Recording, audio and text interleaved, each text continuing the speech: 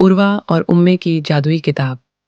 एक दिन उर्वा और उम्मे अपने पुराने स्टोर रूम में खेल रही थीं जब उम्मे की नज़र एक बड़ी धूल भरी किताब पर पड़ी। उर्वा, देखो, यह किताब कितनी अजीब लग रही है, उम्मे ने कहा। उर्वा ने धूल हटाई और किताब खोली। जैसे ही उन्होंने पहला पन्ना पलटा, एक तेज रोशनी चमकी और पल भर में दोनों बहनें खुद को एक रहस्यमयी जादुई दुनिया में पाईं। यह एक रंग बिरंगी दुनिया थी जहां पेड़ों की पत्तियां मोतियों की तरह चमक रही थीं, नदियां इंद्रधनुषी रंगों में झिलमिला रही थीं और आकाश में छोटी छोटी जगमगाती तितलियां नाच रही थीं। तभी उनके सामने एक नन्ही सी परी प्रकट हुई। तुम कौन हो? उर्वा ने पूछा।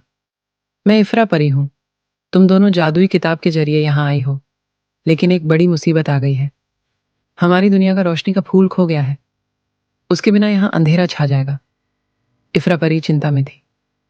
उर्वा और उम्मे ने एक दूसरे की ओर देखा और एक साथ कहा, क्या हम मदद कर सकते हैं?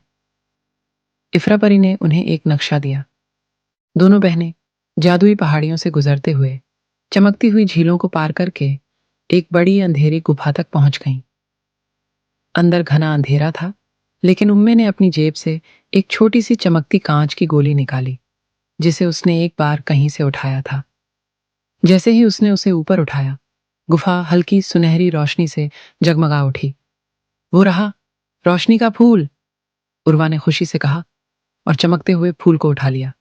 जैसे ही उसने फूल को छुआ, पूरी जगह जगमगाने लगी। जादुई दुनिया फिर से रोशनी से भर गई। इफ्रा परी ने दोनों बहनों का धन्यवाद किया और अपनी जादुई छड़ी घुमाकर उन्हें वापस घर भेज दिया। जब उर्वा और उम्मे ने आंखें खोलीं, तो वे फिर से स्टोर रूम में थीं और किताब बंद पड़ी थी। क्या यह सच था या कोई सपना? उम्मे ने धीरे से पूछा। उर्वा मुस्कुराई और बोली, शायद दोनों। दोनों हंस पड़ी और एक दूसरे को देखकर सो गईं, अगली रोमांचक यात्रा का सपना देखते हुए।